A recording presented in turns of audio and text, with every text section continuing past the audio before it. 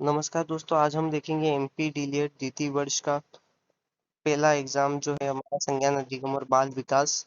इसके कुछ previous year question paper को जिसमें जो महत्वपूर्ण क्वेश्चन है हमारे उनके बारे में देखेंगे। पहला रिक्त स्थान। अधिगम का मुख्य नियम होता है। तत्परता का नियम अधिगम का मुख्य नियम होता है।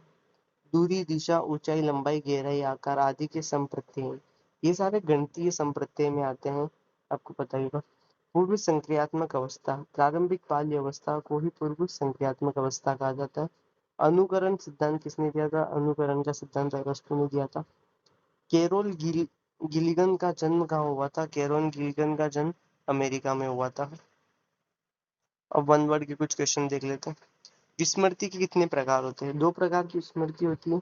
एक होती है सक्रिय विस्मृति, दूसरी होती है निसक्रिय विस्मृति। सक्रिय विस्मृति, सबसे पहले विस्मृति क्या होती है? विस्मृति जब हम किसी चीज को याद करते हैं और उसको थोड़े टाइम बाद भूल जाते हैं, उसको कहते हैं विस्मृति। मतलब स्मृति किसी चीज को याद रखना, पर स्मृति करने में अगर जब हम विफल हो जाते हैं, निष्फल हो जाते हैं, उसे विस्मृति कहते हैं।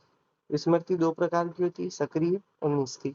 सक्रिय विस्मृति जो अपन अपने आप भूल जाते हैं। निष्क्रिय विस्मृति जिसे हम जानबूझकर भूलते हैं। तर्क की परिभाषा लिखी।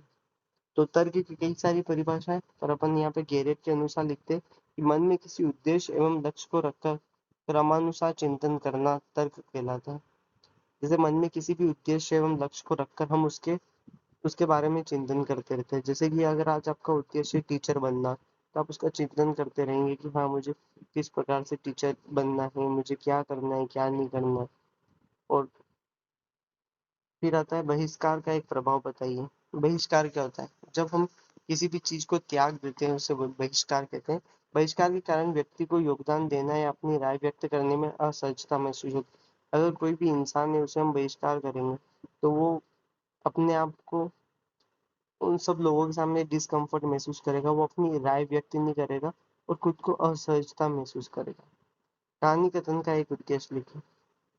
कहानी कथन के कई उद्देश्य होते हैं, जिसमें जैसे एक हो गया बालकों की कल्पना शक्ति का विकास करना।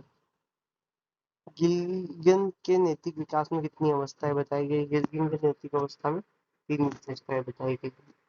आने वाली वीडियो में हम बचे हुए जो क्वेश्चन है उनको कवर करेंगे।